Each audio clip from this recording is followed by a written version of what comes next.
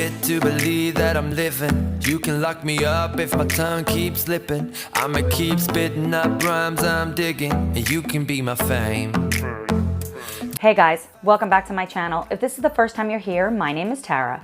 I know you guys really love Instant Pot recipes, so today I thought it would be super fun for us to make a lentil and tomato soup. There is no sauteing in this recipe, so it could not get any simpler. If you don't have an Instant Pot, you can still make this recipe.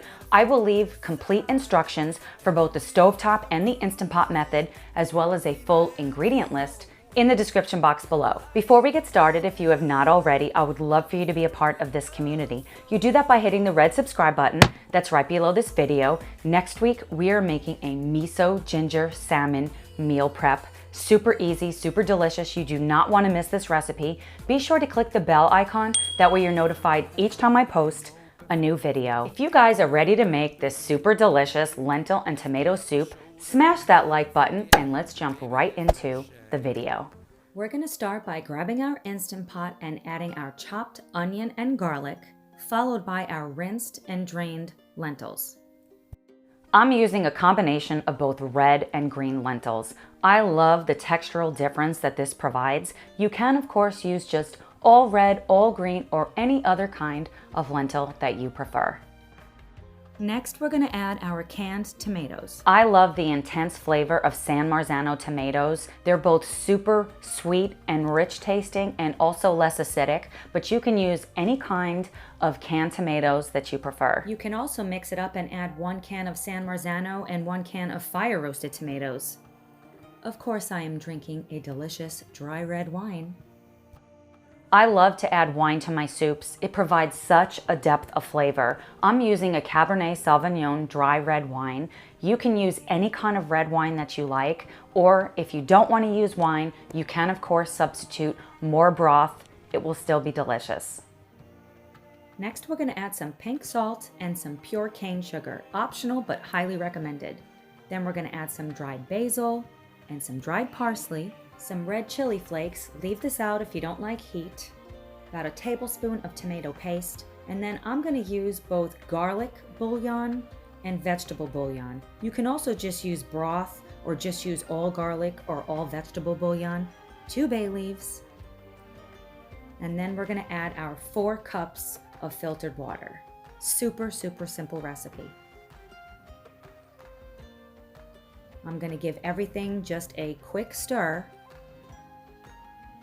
Then we're going to make sure the silicone ring is on, and we're going to close the lid. We're going to set our Instant Pot to high pressure for 18 minutes. Then we're going to allow 10 minutes of natural pressure, and then we're going to perform a quick release. As soon as the pin drops, it's safe to open. Open up our lid. Now we're going to remove the bay leaves. Definitely want to remove these.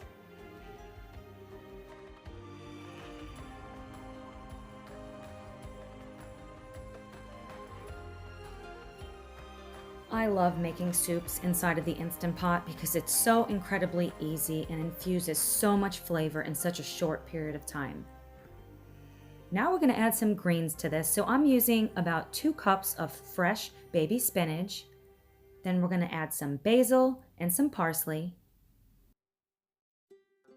I love adding fresh herbs right at the end of cooking. It adds so much flavor to the soup. I'm using basil and parsley. You can also use thyme, oregano, rosemary. Use any kind of herbs that you like. You can also add kale or Swiss chard. That would be delicious. Everything's wilting very nicely. Next, we're going to add our coconut milk. Coconut milk adds a creaminess to this soup while still keeping it dairy-free. This soup will not taste like coconut, but you can, of course, swap in any other type of milk or cream that you prefer.